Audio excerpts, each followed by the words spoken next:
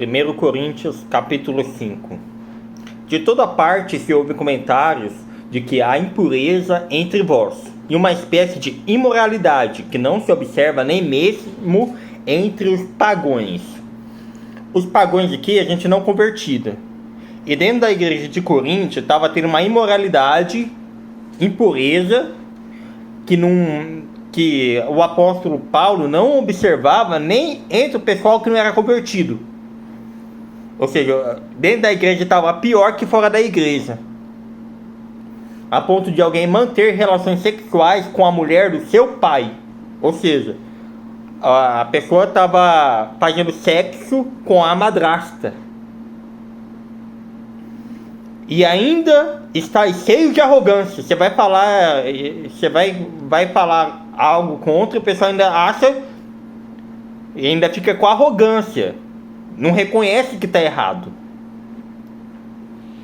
Não deveis, pelo contrário, repugnar tal atitude, em vez de concordar com o que está errado, e expulsar da comunhão aquele que assim procede. Apesar de eu estar ausente fisicamente, estou presente em espírito, e já julguei quem praticou tamanha insolência.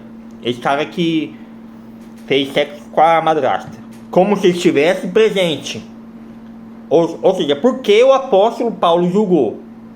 Porque o apóstolo Paulo foi o criador da igreja de Coríntios, que ele tinha autoridade sobre a igreja de Coríntios.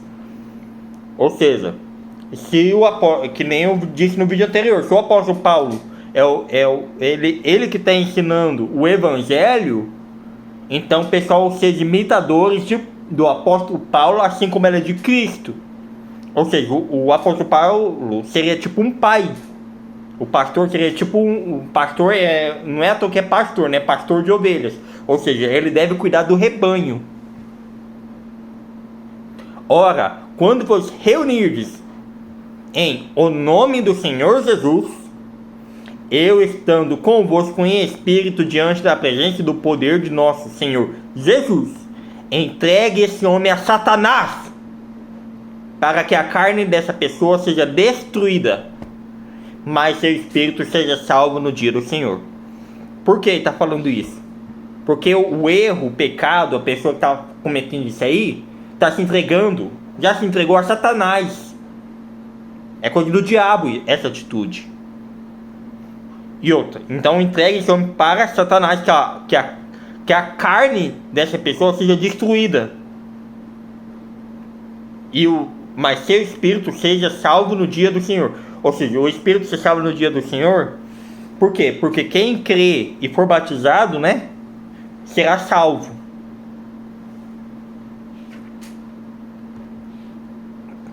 E esse voto orgulhoso, ou seja, esse vosso orgulho não é bom. Cara, você não pode se orgulhar do erro, cara. Você está errado. Você está errado. E você ainda se orgulha de estar errado. Não sabeis que um pouco de fermento faz com que toda a massa fique fermentada? Quando ele fala um pouco de fermento faz com que toda a massa fique fermentada, é o que? É como a massa de um bolo. Se você botar fermento, o bolo cresce.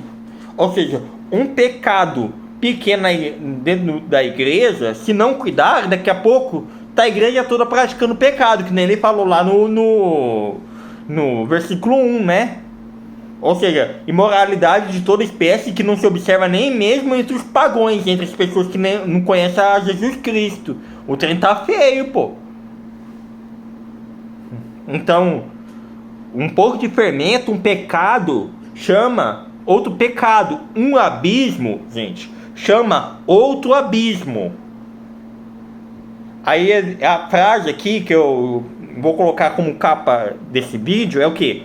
Sabe o que o diabo quer? Ele quer que você viva dentro de um abismo. E um abismo chama outro abismo. O que isso quer dizer? Que um pecado chama outro pecado. Um exemplo lá, né? Na história de Davi.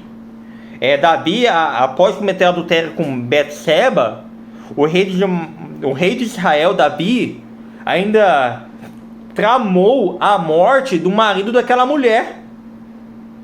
Ou seja, cometeu um pecado, cometeu adultério, e depois de cometer um pecado ainda fez o marido daquela mulher morrer. Ou seja, um problema traz outro problema, uma inquietação traz outra inquietação. Semelhante, gente, atrai semelhante. Então cuidado com o que você está atraindo. Vigiai e orai para que não cair, para não cair em tentação. Livrai-vos do fermento velho. O que é fermento velho? É o que você fazia antes de conhecer Jesus, a fim de que sejais massa nova e sem fermento, assim como certamente sois. Porquanto Cristo, nosso Cordeiro Pascal, foi sacrificado. Por isso celebremos a festa, não com fermento velho, nem com o fermento do maligno e da corrupção, mas com os pães sem fermento da sinceridade e da verdade. Agora trazendo para o exemplo da bebida, né? Um exemplo. Vamos tomar uma. É uma mentira, não é verdade. Se você analisar, nunca para na uma. É uma, depois mais uma, depois mais uma. É mentira, gente. Jesus é o caminho, a verdade e a vida, é a verdade. Se a pessoa está entrando na bebida, ela está entrando numa mentira, numa cilada. A saideira. Que saideira, cara? A saideira. Que saída que você está buscando? Já vos adverti por carta que não vos associeis a nada que fosse imoral. Ou seja, não se associe com imoralidade. Por quê? Porque se você se associar com imoralidade, você vai se tornar imoral. Cuidado com quem você anda. É que nem eu falei no vídeo lá do joio do trigo, né? É um dos vídeos anteriores. Porque assim, eu tô no meu caminho, a pessoa tá no dela, e o dela tá levando ao abismo. Eu vou lá, entro no caminho da pessoa para trazer pro meu caminho. Mas eu tenho que tomar cuidado para quê? Para não entrar no caminho dela. Já vos adverti por carta que não vos associeis nada que fosse imoral. Dizendo isso, não me refiro às pessoas imorais desse mundo. Ele não está falando pro pessoal do mundo, né? Ele está falando para a igreja dele, com quem ele tem autoridade sobre a igreja dele. Então eu não me refiro às pessoas imorais desse mundo, nem aos avarentos, aos ladrões, ou ainda aos idólatras. Se assim fosse, seria necessário que saieis do mundo. Porque no mundo está cheio de quê? De coisa ruim. Entretanto, agora vos escrevo para que não vos associeis com qualquer pessoa que, afirmando-se o que? Cristão, for imoral, ou ganancioso, ou idólatra, ou caluniador, embriagado, ou estelionatário. O que é caluniador? É gente que fala que você cometeu um crime que não cometeu, né? Isso é calúnia. E este estelionatário é passar os outros para trás. Então, não se associe com qualquer pessoa que se afirma, né, sendo cristão, for imoral, pratica imoralidade, é ganancioso, só pensa em dinheiro, é idólatra, é caluniador, embriagado, gente, cuidado com gente que bebe, ou estelionatário. E quando eu falo embriagado, gente, porque assim, tem gente que fala assim que maconha é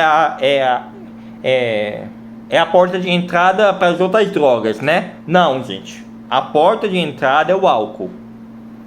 Eu comecei a ter acesso a bebida alcoólica com 7 anos, porque eu venho de uma família que bebe, e eu bebi um golinho no copo do meu pai, um golinho no copo da minha mãe, e depois que fiquei de maior, eu só bebi.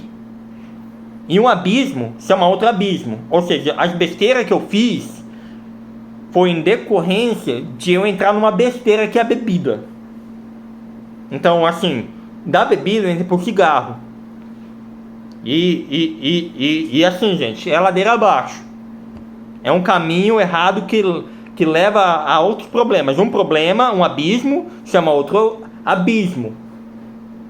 Um exemplo, beber para esquecer, né?